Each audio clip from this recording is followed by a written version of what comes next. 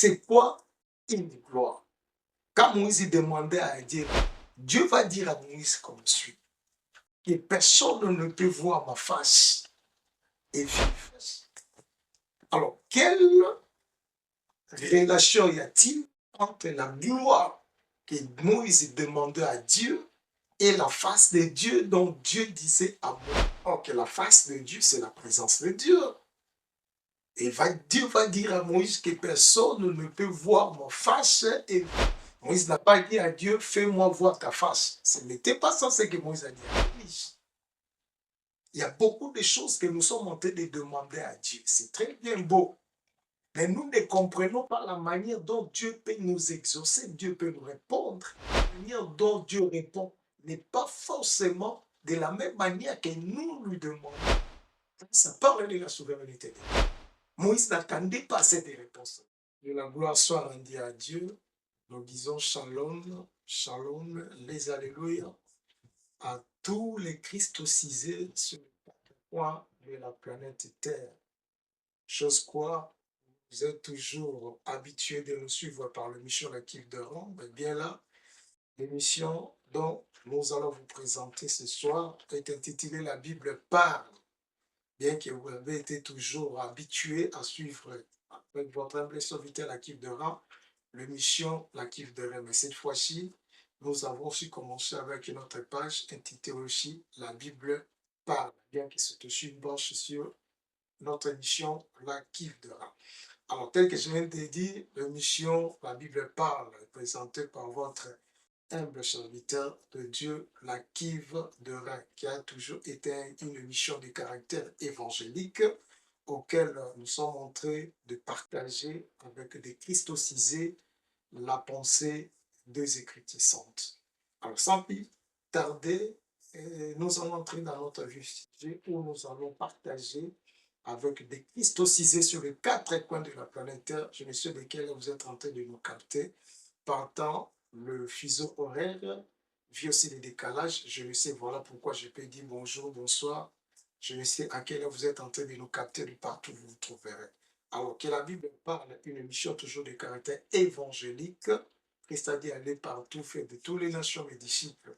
Et la Bible dit comment ils vont croire s'il n'y a personne pour parler. Comment la personne va parler s'il n'a pas été envoyé. Alors, notre première page ou notre premier épisode sur cette mission, la Bible parle, est intitulé Fais-moi voir ta gloire. Show me your glory. Fais-moi voir ta gloire. Alors, fais-moi voir ta gloire.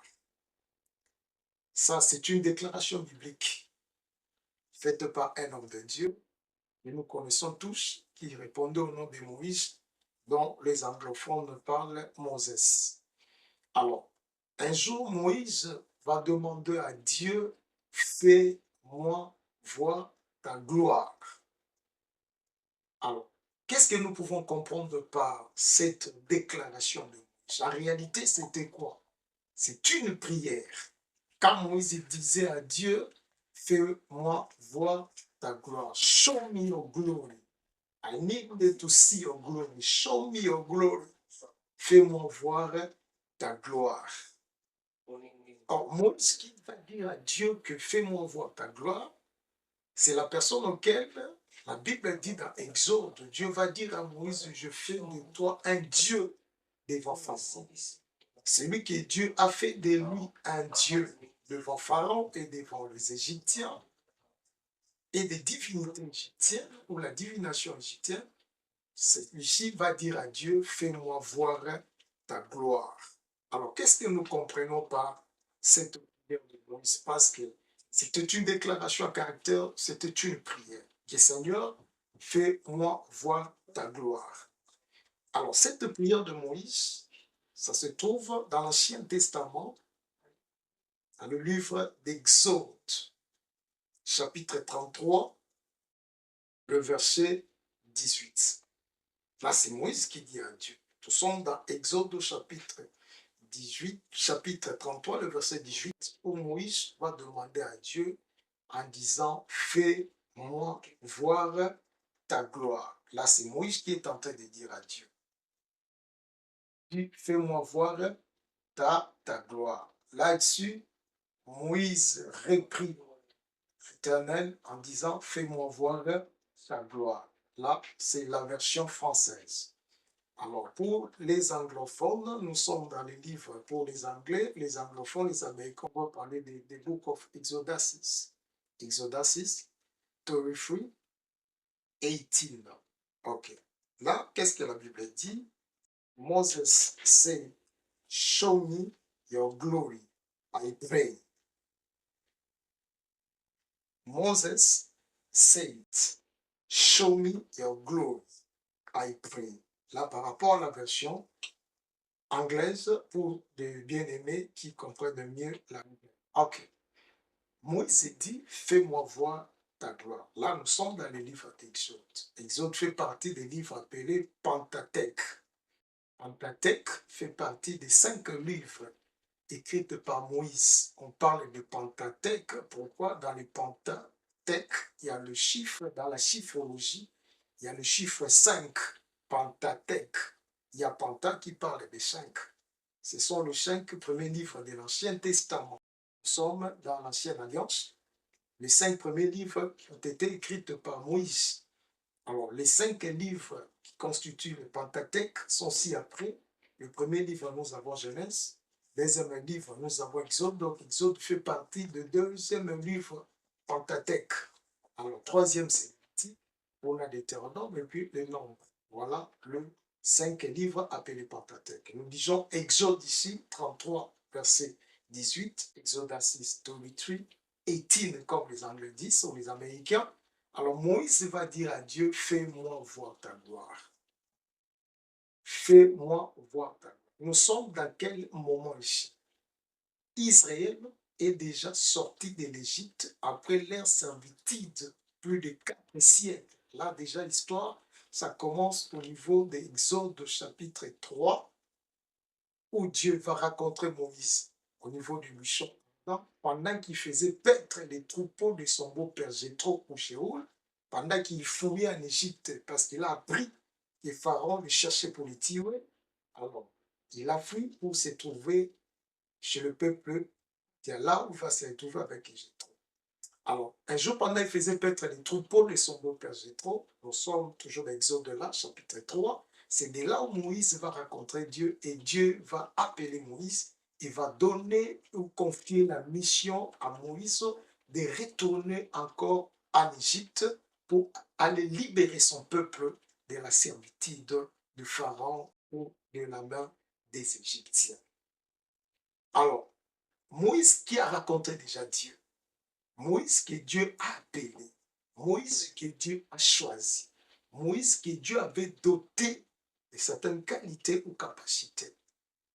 Et Israël était déjà sorti. Ici, dans Exode 33, verset 18, là où nous venons de lire, ici, Israël était déjà sorti de l'Égypte. Israël avait déjà franchi ou traversé la mer des roseaux, appelée la mer Rouge. Parce que la mer Rouge est aussi appelée la mer des roseaux, dans un autre langage. Donc, si vous attendez le long de la mission, je parle de la mer des roseaux. Comprenez que je suis en train de parler de la mer Rouge, parce que la mer Rouge est aussi appelée la mer des roseaux. Alors, ils ont traversé, ils ont franchi, chemin faisant sur le désert. Maintenant, subitement, Moïse, comme la version anglaise dit, Moïse prayed. Moïse est en train de prier, c'est-à-dire, c'était une demande, c'était une requête, c'était une supplication, c'était une prière où Moïse s'adressait à Dieu, qui fait, moi, voir ta gloire. Qu'est-ce que nous comprenons par là? C'est quoi une gloire? Quand Moïse demandait à Dieu la gloire, qu'est-ce qu'il voulait entendre ou qu'est-ce que nous pouvons comprendre? Parce que Moïse de Césaire, il a vu comment par la main de Dieu, Dieu a fait sortir Israël. Comment Dieu est venu récupérer son peuple entre les mains des pharaons. Comment la mer des roseaux était séparée en deux. Israël a traversé. Comment la mer a fait noyer le cavalier égyptien. Mais subitement, celui-ci va demander à Dieu, fais-moi voir ta gloire. Alors, qu'est-ce que nous comprenons par cet vocabulaire, la gloire? Qu'est-ce que Moïse voulait demander à Dieu au juste quand il dit à Dieu, fais-moi voir ta gloire. Alors, parce que je disais, nous faisons partie, nous sommes en train d'introduire notre premier numéro, notre nouvelle page sur la Bible parle, pas dans les caractères de l'équipe des rangs, les cadres de la Bible parle. Qu'est-ce que nous pouvons comprendre par la requête de Moïse en disant Dieu, fais-moi voir ta gloire. C'est quoi une gloire? Il y a combien de sortes de gloire? En réalité, nous distinguons deux types de gloire. Il y a ce que nous appelons la gloire apparente et ce que nous appelons la gloire réelle. Deux types de gloire. Il y a la gloire apparente et la gloire réelle. Alors, Moïse qui demandait à Dieu, fais-moi voir ta gloire. Alors, de quelle gloire s'agissait-il? Est-ce qu'il s'agissait de la gloire apparente ou il s'agissait de la gloire réelle? De quelle gloire s'agissait? Parce que Moïse va demander à Dieu, fais-moi voir ta gloire. Et la chose qui nous a beaucoup étiqué ici, c'est que pendant que Moïse demandait à Dieu en disant que fais-moi voir ta gloire, parce que notre Dieu n'est pas un sourd, ses oreilles sont en train de fonctionner. Notre Dieu n'est pas un sourd. Il attend, il parle. Il n'est pas un aveugle, il n'est pas un sourd, il n'est pas un muet. Il attend, il écoute, il parle. Parce que la Bible stipule que tous ceux qui s'approchent de ce Dieu, qu'ils croient que Dieu existe, il est le rémunérateur de ceux qui le cherchent. C'est-à-dire que chaque requête, chaque prière nécessite aussi l'exhortation ou ça existe aussi que la prière soit exaucée. Alors Dieu aussi devait aussi répondre aux besoins de qui? De Moïse, à la requête de Moïse. Quand Moïse disait à Dieu, fais-moi voir ta gloire, c'était une prière. Et Dieu aussi était dans l'obligation de répondre à Moïse. Alors, quelle serait maintenant la réponse de Dieu vis-à-vis de Moïse? Et la réponse de Dieu, c'est ce qui va nous choquer. Dieu va dire à Moïse comme suit, que personne ne peut voir ma face et vivre. Quelle controverse! Alors, quelle relation y a-t-il entre la gloire que Moïse demandait à Dieu et la face de Dieu dont Dieu disait à Moïse que personne ne peut voir ma face? Ok, j'étais en train de dire, Dieu devait répondre à la supplication, à la prière de Moïse. Parce que je disais, quand Moïse disait à Dieu, fais-moi voir ta gloire, c'est une prière. La prière nécessite une réponse, parce que la prière, c'est une requête. La prière, c'est une demande. C'est une sollicitation. Alors, Dieu devait répondre à Moïse. Alors, la chose qui va nous indiquer, c'est laquelle? Dieu va dire à Moïse, personne ne peut voir ma face. Là, nous sommes déjà, voilà, le verset 20, ou le verset qu'on avait lu, c'était Exode 33, 18, où Moïse va dire à Dieu, fais-moi voir ta gloire. Maintenant, le verset 19. L'Éternel répondit, je ferai passer devant toi toute ma bonté et je proclamerai devant toi le nom de l'Éternel. Je fais grâce à qui je veux, grâce et miséricorde à qui je fais. L'Éternel dit, tu ne pourras pas voir ma face, car l'homme ne peut me voir et vivre. C'est le verset 20 qui va nous étiqueter. Parce que nous parlons de la gloire. Mais écoutez ce que Dieu va répondre à Moïse. Personne ne peut voir ma face et puis pour vivre. Cela signifierait que s'il faut parler de la gloire, c'est que la gloire marche de pair avec la face de Dieu. Et c'est quoi maintenant la face de Dieu? Ok, la face de Dieu, c'est la présence de Dieu. Et Dieu va dire à Moïse que personne ne peut voir ma face et vivre. Mais Moïse va demander à Dieu, dans la formulation de ses requêtes, de sa prière, va dire à Dieu, fais-moi voir ta gloire. Moïse n'a pas dit à Dieu, fais-moi voir ta face. Ce n'était pas ça ce que Moïse a dit à Dieu. Ok, la Bible dit dans le livre de Matthieu, là, Christ va dire, qui parmi vous, vous les parents? Là, Christ s'adressait à nous les parents. Il a dit, écoutez-moi, vous les parents biologiques. Vous avez vos enfants. Qui parmi vous, son enfant va lui demander les pains à l'instar, il va donner la pierre. Qui parmi vous, l'enfant va lui demander le poisson à l'instant et il va lui donner les scorpions. De mauvais, vous, le parent biologique que vous êtes.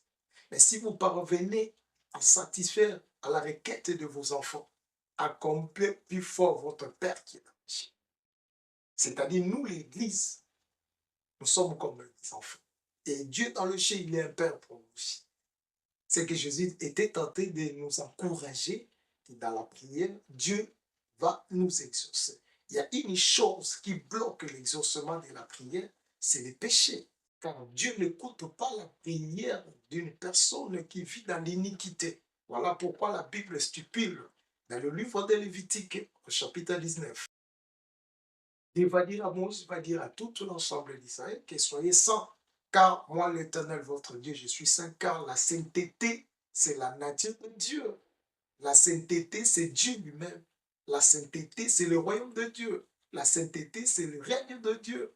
La sainteté, c'est l'originalité de Dieu lui-même. Voilà pourquoi il va dire que soyez saints, car moi, l'Éternel, votre Dieu, je suis saint. Et le livre d'Ésaïe 59, la Bible stipule en disant que la main de l'Éternel n'est pas courte. Non plus ses yeux. Dieu n'est pas un aveugle pour ne pas voir.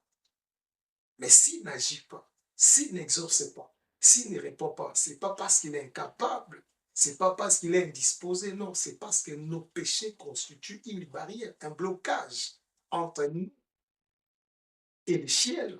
Cela fait que nous prions, mais nos prières ne montent pas. Nos prières se limitent ici à cause de nos péchés. Alors pourquoi la première des choses, nous devons nous débarrasser de tout ce qui peut constituer un blocage. Alors Moïse qui demandait à Dieu, fais-moi voir ta gloire. Dieu était appelé à exaucer la prière de Moïse parce qu'il n'y avait pas une barrière. Il n'y avait pas quelque chose qui pouvait bloquer la prière de Moïse. Il n'y avait pas quelque chose qui pouvait constituer une barrière, un empêchement pour que la prière de Moïse ne soit pas exaucée. Alors, comme c'était une prière, il n'y avait rien qui pouvait bloquer la demande ou la requête de Moïse. Alors, Dieu était appelé, c'est-à-dire la demande de Moïse était montée jusqu'aux oreilles de Dieu et Dieu était censé à exaucer à la requête de Moïse. Alors, qu'est-ce que Dieu va dire maintenant à Moïse? Ça, c'est le verset 20. Dieu va dire à Moïse, personne ne peut voir ma face et vivre. Cela signifierait, or, nous nous sommes dit dans le verset 18, Exodage, c'est-à-dire Exode de la 33, 32, 18, Exode 33, 18, Moïse n'a pas dit à Dieu, je vais voir ta face, non. Mais Moïse va dire à Dieu, fais-moi voir ta gloire. Mais Dieu va dire à Moïse, personne ne peut voir, personne ne peut voir. Enfin, est-ce que Dieu, il a voulu répondre à la demande de Moïse, ou bien Dieu n'a pas voulu répondre à la requête de Moïse? Parce que ce n'est pas ce que Moïse demandait à Dieu. Moïse demandait à Dieu, fais-moi voir ta gloire. C'est que dans la pensée de Moïse, il pensait à autre chose. Mais lorsque Dieu devait intervenir, Dieu répond aussi d'une autre manière. Il arriverait aussi parmi nous, l'Église, parce que si Moïse symbolise l'Église, il y a beaucoup de choses que nous sommes en train de demander à Dieu. C'est très bien beau. Mais nous ne comprenons pas la manière dont Dieu peut nous exaucer, Dieu peut nous répondre. Il y a beaucoup de formalités où nous sommes en train de présenter des requêtes. Dieu fais-moi ceci, Dieu donne-moi ça, Dieu j'ai la vie de ça. C'est bien beau. Mais la manière dont Dieu exauce, la manière dont Dieu répond, n'est pas forcément de la même manière que nous lui demandons. Il a sa manière. Voilà pourquoi il va dire que vos voix ne sont pas mes voix et vos pensées ne sont pas non plus mes miennes. Comme le ciel est élevé par rapport à la terre de la même manière, ça parle de la souveraineté de Dieu. Moïse n'attendait pas cette réponse-là. Moïse s'attendait à une autre chose, mais il était surpris. La réponse de Dieu était que personne, là nous sommes dans le verset 20, 20, Exodus 32, verset 20. Personne ne peut voir ma face et vivre. Or, la face signifierait quoi? La face d'une personne, c'est la présence même d'une personne. Parce qu'on ne peut pas voir la face d'une personne pendant que la personne physique est absente. Ça ne peut pas se faire. C'est que la face d'une personne, la figure d'une personne, c'est que c'est la personne elle-même. Parce qu'on ne peut pas être à la fois ici seulement la face et le corps ailleurs se trouve ailleurs. Non, là où il y a la face, là où il y a la présence. Donc cela signifierait quoi? Dieu voulait dire tout simplement à Moïse que la gloire dont tu es en train de demander n'est rien d'autre que ma présence. C'est-à-dire la gloire dont tu as besoin n'est rien d'autre que ma présence. Voilà pourquoi je j'aimerais dire au peuple de Dieu, à tous les christosisés de partout, vous êtes en train de me suivre. Et la véritable gloire, c'est la présence de Dieu. Tout ce qu'on peut considérer comme gloire, pendant qu'il y a l'absence de la présence de Dieu, n'est qu'une gloire apparente. Parce que j'avais dit qu'il y a deux sortes de gloire. Nous avons la gloire réelle et la gloire apparente. La gloire réelle, c'est une gloire auquel il y a l'absence de la présence ou de la face de Dieu. Mais par contre, la gloire réelle, c'est une gloire auquel on fait allusion de la présence de Dieu, de la face de Dieu. Donc la gloire réelle, c'est quelque chose qui n'est pas émanant de les faux personnes. Les faux personnes, c'est-à-dire quoi? La force physique de l'homme, ses biceps, son intelligence, ses diplômes, son niveau d'études. Non, c'est pas ça. Parce que quand nous parlons de la gloire apparente, là on fait allusion partant des faux personnes, c'est-à-dire les études faites, les niveaux d'études, la force, quelqu'un il est doué, il est professionnaliste, voilà. Il est professionnaliste, là c'est la gloire réelle. Non, c'est la gloire apparente. Mais par contre, la gloire réelle, ça ne fait pas partie de la force physique ou de faux personnes. C'est pas parce qu'on est professionnaliste, on est professionnel, on est spécialiste, non. C'est une gloire auquel il y a la présence de Dieu. Là où il y a la présence de Dieu, là, il y a aussi la gloire réelle. Or, nous étant qu'Église, parce que ici, Dieu était en train d'interpeller à Moïse. En réalité, parce que Moïse aussi avait vu la gloire, il avait vu la main de Dieu se manifester. Pharaon, les cavaliers égyptiens, dans la mer des roseaux, il a vu comment Dieu faisait pleuvoir le pain qu'on appelle manne, le pain qui était descendu du ciel. C'était dans quel boulanger qu'on fabriquait ce pain-là? Qui était le boulanger qui fabriquait ce pain? Dieu a envoyé, c'était une pluie dont la manne est tombée, les pains tombaient, et Israël se servait de cela le long de leur voie dans le désert. C'était aussi la gloire, mais quel type de gloire? Moïse voulait voir la gloire et Dieu voulait dire à Moïse que personne ne peut voir ma gloire. Peuple de Dieu, de christosisés, de tout, vous me portez la gloire de Dieu et des saveurs indispensables dans nos vies. Et c'est quoi cette gloire? C'est la présence de Dieu. C'est comme un corps qui est dépourvu de souffle et de vie. Ce corps-là devient depuis mortel.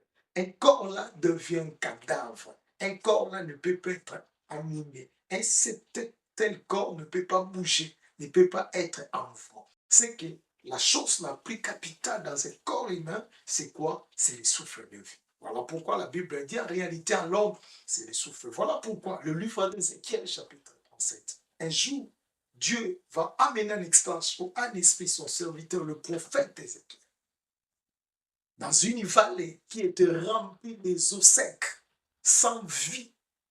Et les eaux étaient partagées, les eaux étaient éparpillées. Et Dieu va demander à son serviteur, est-ce que ces eaux ici pouvaient revivre? Il a dit, Seigneur, tu le sais parce que tout est possible et tu peux tout. Et Dieu va dire, tu vas prophétiser et moi je vais envoyer les 4 vents viennent souffler sur ces eaux. Voilà pourquoi Christ va parler à ses disciples en disant que je serai avec vous jusqu'aux extrémités de la terre. Je ne vous abandonnerai point comme étant des orphelins. Je ne vous abandonnerai pas comme des parents, des enfants souris, comme des enfants sans des parents. Non, mais je serai avec vous. Mais il savait qu'il devait mourir. Il savait qu'il devait aller au Golgotha. Il savait qu'il devait passer par le chemin des calvaires. Mais par quel mécanisme devait être avec ses disciples jusqu'aux extrémités, avec son Église? C'est au travers de son Esprit Saint. Voilà pourquoi il est appelé Emmanuel, Dieu avec son peuple, Dieu parmi son peuple et Dieu au milieu de son peuple. C'est que nous devons chercher l'Église, peuple de Dieu. C'est aussi de partout où vous nous captez à ce temps présent, c'est la présence de Dieu. C'est la présence de Dieu. Ok, là où il y a la présence de Dieu, il y a la gloire. Il y a la gloire. Parce que là où il y a la présence de Dieu, le nom de l'éternel Dieu est toujours glorifié. Et là où le nom de l'éternel Dieu est glorifié, son peuple est béni. Mais lorsqu'il y a l'absence de la présence de Dieu, tout ce que nous pouvons faire, nous allons nous limiter au niveau de la gloire apparente. Mais c'est que nous, étant qu'Église, au peuple de Dieu, de partout les Christ aussi, vous nous captez, nous vous interpellons. L'heure est arrivée à bannir avec des gloires apparentes. Des gloires apparentes, ce sont aussi des dénominations. C'est aussi de vaines, que dirais-je, c'est aussi de vaines considérations. Bishop, évêque, international, évêque des nations, c'est bien beau. Mais tout ça, ce sont des gloires apparentes, ce sont que des titres. Ce n'est pas ce que le Dieu de la Bible attend de toi, attend de moi. Voilà pourquoi Jésus va parler des tombeaux blanchis dans le livre de Matthieu.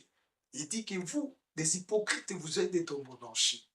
Vous allez voir si vous arrivez dans le cimetière, vous allez voir des sépulcres qu'on a peints avec la couleur blanche. Mais à l'intérieur, il y a des ossements, ça pue même. Il y a beaucoup d'enfants de Dieu, ils sont comme des tombeaux blanchis. Voilà pourquoi Christ va dire que ces peuples m'honorent de leur bouche, mais leur cœur n'est pas dispo. Leur cœur n'est pas donné à moi totalement. Je ne trouve plus de place dans les cœurs. Voilà pourquoi Jésus il va dire dans le livre d'Apocalypse, chapitre 3, le verset 20, mais voici, je me tiens à la porte, je suis en train de toquer. Pourquoi il est en train de toquer? Il fait entrer. Pourquoi il fait entrer? Il veut demeurer. Pourquoi il veut demeurer? Là où il demeure, il y a sa présence. Parce qu'aussitôt qu'il va se trouver en dehors, c'est que nous serons toujours deux profils de sa gloire. Et pour vivre la gloire, il doit entrer. Et pour qu'il puisse entrer, il n'est pas un dictateur, bien qu'il est le dictateur. Mais moi, je l'ai toujours appelé un Dieu démocrate. Il n'est pas un Dieu dictateur. Voilà pourquoi il dit dans le livre d'Apocalypse au chapitre 3, le verset 20, je me tiens à la porte auquel je suis en train de toquer. Alors, bien aimé de partout, vous nous écoutez, sachez-le à ces moments, à ces instants, que le Dieu de la Bible est en train de toquer dans votre porte. Et votre porte, c'est votre cœur. Il veut entrer. Parce que tu as besoin de vivre la gloire de Dieu comme Moïse a besoin. Alors Moïse est la typification de l'Église dont vous et moi nous sommes. Nous sommes appelés à vivre la gloire. Et quel type de gloire? Pas la gloire apparente, non. Mais ce que nous devons avoir, c'est la gloire réelle. Ok, c'est quoi la gloire réelle? C'est la présence de Dieu, c'est la face de Dieu. Voilà, Christ dans l'Apocalypse 3:20, comme je venais de le dire, il a dit, me voici, je me tiens à la porte où? Devant ton cœur. Toi qui m'écoutes, partout où vous êtes sur les quatre coins de la planète, Christ est en train de toquer, il a besoin d'entrer en toi. Quand il va entrer dans ton cœur, il fera sa demeure, tu vas vivre la gloire de Dieu et tout doit changer et tout va changer. Parce que là où il y a la présence de l'Éternel, lui, il est le véritable, ce que nous appelons soleil de la justice. Il est la lumière, comme Christ dit, je suis le chemin, je suis la lumière et je suis la vie. Alors, quand il y a la présence, il dit, personne ne peut voir ma face, c'est-à-dire sa présence. Lui qui est la lumière. Ok, là où il y a la lumière, il y a l'absence totale de l'obscurité ou du ténèbre. Dans la lumière, on n'a pas besoin de l'électricité, on n'a pas besoin de la lampe de bougie, on n'en a pas besoin parce qu'il y a la lumière. Lui, Christ Jésus, il est la source d'eau intarissable qui est en train de couler et de jaillir. C'est lui à qui Christ habite en lui. Il n'aura pas soif, il n'aura pas besoin de l'eau. Parce que des courants d'eau vive vont couler en lui. C'est ça la véritable présence. Christ, quand il habite la gloire, parce que c'est lui qui a faim, il sera rassasié. Parce que c'est lui le véritable pain de vie. Voilà pourquoi il a dit que c'est lui qui a faim, qui vient. Même s'il n'a pas l'argent pour acheter, moi qui suis le pain de vie. C'est lui qui a soif et qui vient, car moi je suis la source d'eau intarissable. Voilà pourquoi c'est cela ce qu'il a dit à la femme samaritaine, le livre de Jean chapitre 4. Là, nous sommes dans le Nouveau Testament, où la femme samaritaine va raconter Jésus tout point depuis Jacob pour puiser de l'eau. Jésus va lui demander, donnez-moi à boire. En réalité, Christ n'avait pas besoin de l'eau de cette femme-là, parce que Christ lui-même est la source d'eau. Mais c'était une façon de chercher à introduire une conversation, d'introduire une manière d'évangéliser, de prêcher. Et cette femme va dire à Jésus que toi tu es un juif, moi je suis une samaritaine. Il n'y a pas coalition entre les juifs et les samaritains, tu le sais bien. Que ce n'était pas ça, c'est que Christ voulait chez elle. Jésus voulait tout simplement que cette femme-là soit bénéficiaire de la gloire. Soit bénéficiaire de la gloire. Voilà pourquoi, dès lors, la femme a changé sa vie. Elle était devenue gagnante d'âme, évangéliste. Elle est allée évangéliser la Samarie parce qu'elle a trouvé grâce de rencontrer le Seigneur Jésus. Elle qui était une prostituée. Oh, que véritable gloire, c'est la présence de Dieu. Il y a la conversion, il y a la repentance, il y a le changement de vie. C'est ça, véritable gloire. Cette femme auparavant qui était connue comme étant une prostituée, mais le jour qu'elle a rencontré Jésus, parce que Christ va dire à Moïse, ma gloire, c'est voir ma face. Et cette femme-là qui a vu la face du Seigneur, automatiquement sa vie a changé. C'était une gloire. Elle est devenue gagnante d'âme, évangéliste. Elle a évangélisé toute la vie de Samarie.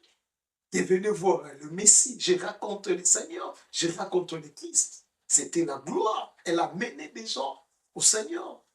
Et des âmes étaient sauvées. Voilà pourquoi l'Église, nous vous conjurons par la grâce du Seigneur. Les temps où nous sommes, Christ revient bientôt. Nous devons nous préparer en conséquence. Nous avons besoin de la présence de Dieu. Nous avons besoin de la face de Dieu. Nous avons besoin de vivre la véritable gloire de Dieu, comme Moïse en avait besoin. Et que cette gloire, c'est la présence de Dieu. Cette gloire, c'est la face de Dieu. Cette gloire, c'est la lumière. Car la Bible dit dans le livre d'Ésaïe chapitre 8, le peuple qui était assis dans les ténèbres, dans l'obscurité, ils ont vu une grande lumière. C'est sa véritable gloire. Et la Bible dit dans Matthieu 2, les mages sont venus de l'Orient. Ils sont venus, ils ont dit, où est le roi des Juifs qui venait de naître? On leur demanda, qu'avez-vous su qu'il y a un roi, un nouveau roi? Parce qu'il y avait déjà le roi Hérode qui trônait, qui régnait dans son trône. On va leur demander, comment avez-vous su qu'il y a un autre roi qui venait de naître? Ils ont dit, nous avons vu son étoile. Nous avons vu son étoile. Et Bethléem, c'était une petite ville. Et cette ville-là deviendra une renommée. Pourquoi? Parce qu'il y a la présence du roi des rois, qui est le Seigneur Jésus. Devenez Bethléem, que Christ naisse en toi, et que la gloire de Dieu sera votre partage. Ça, c'était la première partie introductive de notre sujet. Fais-moi voir ta gloire. Show me your glory, Moses said. Exodus 32, 18. Exode 33, verset 18. Par la grâce du Seigneur, nous allons continuer à développer. Nous allons voir, Dieu va donner à Moïse 4 conditions pour que Moïse soit le bénéficiaire de cette gloire dont il faisait allusion. Dieu va conditionner Moïse. Il va demander à Moïse de remplir les 4 conditions. Et on en parlera au prochain numéro. Partout où vous nous avez capté, que le Dieu de la Bible, Père de tous les âmes et de tous les esprits, vous soit abordable et favorable. Passez une excellente soirée, bon dimanche et bon début de la semaine prochaine déjà d'avance christocentrique dans le nom du Seigneur. C'était votre humble serviteur de Dieu, l'Akiv Bevin. Soyez bénis, soyez bénis, soyez bénis. Much love. Que mon Dieu vous bénisse. Au prochain numéro, si Christ ne revenait pas. Bye bye.